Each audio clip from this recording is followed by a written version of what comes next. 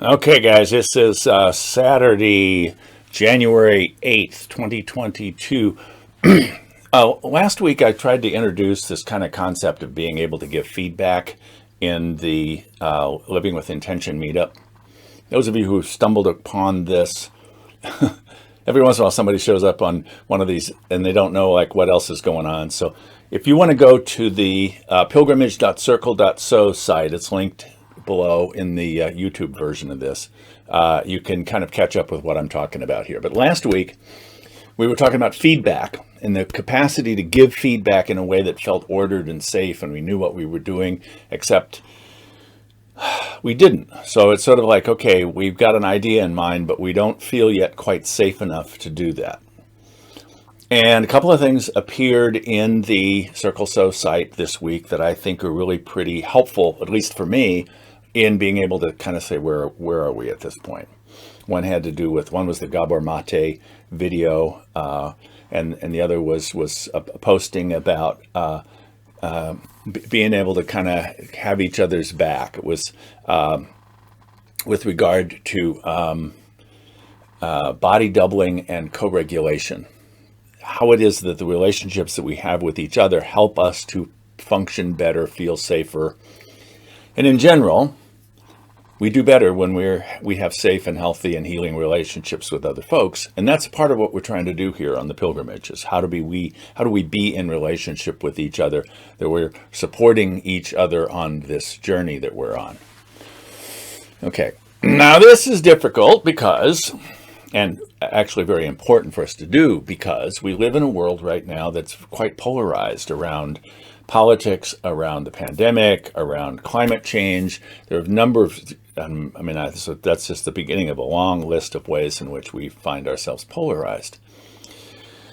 And so when we're talking to somebody, we don't necessarily know where they're coming from unless they were, wearing something, an emblem on their cap or a bumper sticker on their car. We don't necessarily know where they're coming from and whether or not what we're going to say is kind of sideways to the way they see the world. And sometimes we assume that somebody else is kind of one of us. And when we discover that they're not, it feels like we're getting betrayed or abandoned, and it's scary. So we need to know where each other's coming from. I don't think it's even helpful for us to all be coming from the same place, but it is important for us to know where it is we're each coming from, which suggests that we're going to need to be a little more transparent about where we are, and I'm prepared to begin to do that more than I have. But it still has to be safe. We need to make it safe for us to be different from each other. So I'm gonna start being more transparent, but part of that transparency is recognizing that when I'm looking at any particular issue, there are certain things that I believe to be true, and it may be that I'm believing something to be true that isn't true.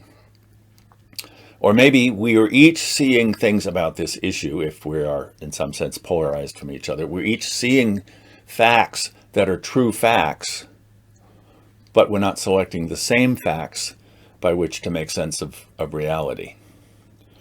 So if we believe things that aren't true, well, that's just, that's pretty simple. But we're choosing to look at things that are multiply true, but we care about different things because the cognitive maps that we're using are different.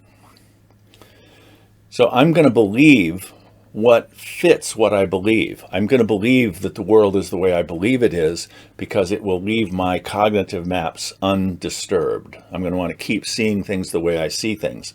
The problem is the way I see things is a product of the traumas that I've experienced. And so I will get locked into a way of seeing, and I'm not going to get out of that until somebody can say to me, hey, what about this? And I hear it and I look at it and I say, oh, what about that?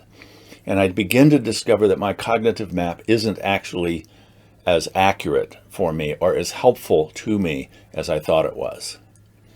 That's why we need to have relationships in which we feel safe, so we listen to each other, and different, so that we see the world in different ways. So that's what we're trying to create. I hope we can do that for each other. And a part of what that means is that we are there to witness each other's trauma. We make it safe for us to talk about the traumas that we've experienced, or to help others point out to where we are acting out of some trauma. Okay, that was pretty complicated. I hope you can kind of sort that out. And even if you can't, I hope to see you Sunday night. Take care.